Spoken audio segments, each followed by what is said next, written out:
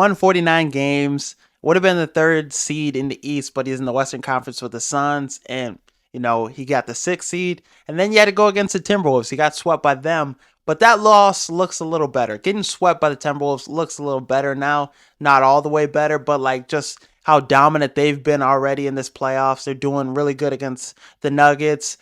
So that loss, it doesn't look as bad as it did before. But having a super team, three superstars, it's tough for the head coach. If it doesn't work out, the head coach is usually the one to blame, and he usually gets canned instead of them breaking up the big three, especially with the Suns. It's way too hard to, change up this roster. Bradley Beal, he's going to get paid. He's getting his money. There's no way to get out of his contract.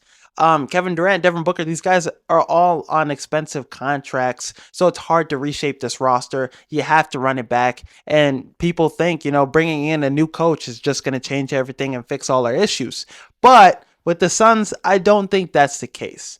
Now, Frank Vogel, he lost the locker room. The locker room didn't really buy into him. They were saying stuff in press conferences about like, oh yeah, we really don't have much of a plan in the fourth quarter.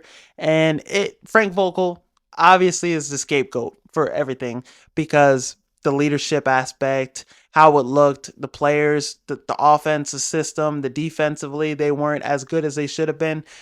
So bringing in Mike Budenholzer, this is a new head coach for them. The Suns already got the staff going, bringing in new assistants and stuff.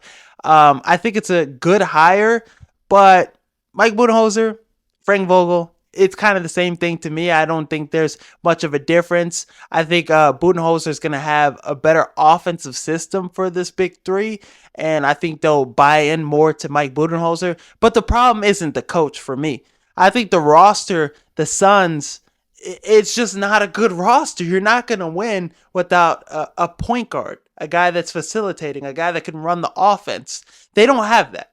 They don't have depth. They don't have a good bench. So they're not going to win shit. No matter, they could have brought in the best coach, Phil Jackson in his prime, and they still wouldn't have done shit with that roster in the West and how the NBA looks today.